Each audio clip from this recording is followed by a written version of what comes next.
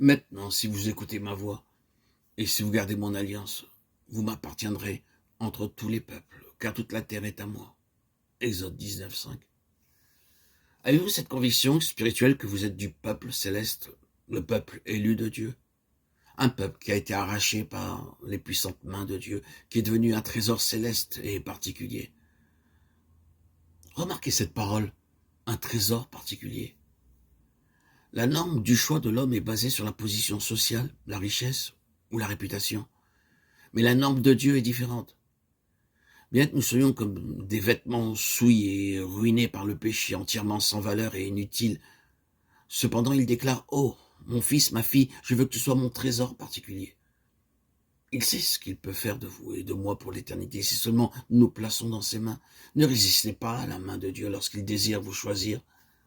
Dans le psaume 106, verset 5, le psalmiste prie « Afin que je voie le bonheur de tes élus, que je me réjouisse de la joie de ton peuple et que je me glorifie avec ton héritage. » Toutes ces choses sont illustrées dans la vie d'Étienne, lequel, en devenant le vase choisi de Dieu, apporta à plusieurs une joie céleste. Et en tant que chrétien avec tous les saints dans le grand héritage céleste. Aux yeux de Dieu, une seule âme a plus de valeur que toute la richesse du monde. De cette manière, Dieu nous enseigne la signification spirituelle des vérités célestes manifestées dans la vie d'Étienne, cette personne inconnue dont nous ne savons rien de sa famille, de son village natal, de son pays, de ses qualifications, mais qui était très précieux aux yeux de Dieu. Étienne, plein de grâce et de puissance, faisait des prodiges et de grands miracles parmi le peuple. Mais il ne pouvait réaliser sa sagesse et l'esprit par lequel il parlait. Il ne pouvait résister à sa sagesse et à l'esprit par lequel il parlait. Actes 6, 8, 10. Ce passage des Actes montre toutefois comment vous et moi, nous pouvons être choisis pour avoir une renommée céleste et un nom éternel.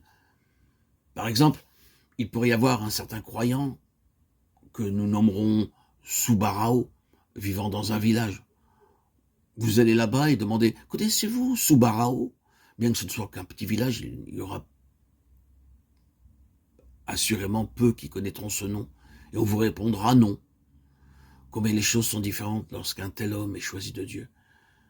Vous pourriez aller alors au ciel et demander à n'importe quel ange « Connaissez-vous Subarao ?» Il vous dirait « Oh oui, je le connais bien, je le connais très bien, il a été choisi par notre roi céleste, et notre roi lui-même nous a fait connaître son choix, son nom. » Sur la terre, un homme peut n'être rien, mais quand il est choisi par Dieu, il sera connu avec joie et allégresse par l'armée céleste. Il est très attristant qu'il y ait si peu de croyants qui soient disposés à être ces vases choisis.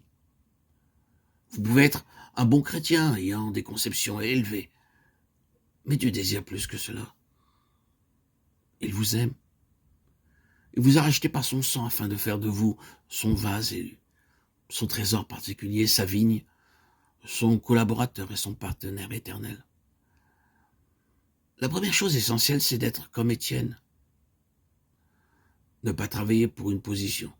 Certaines personnes, si vous leur donnez une position, travailleront jour et nuit.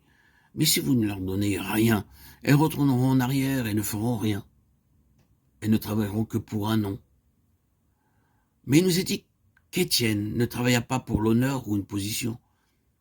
Il travaillait tranquillement et avec amour.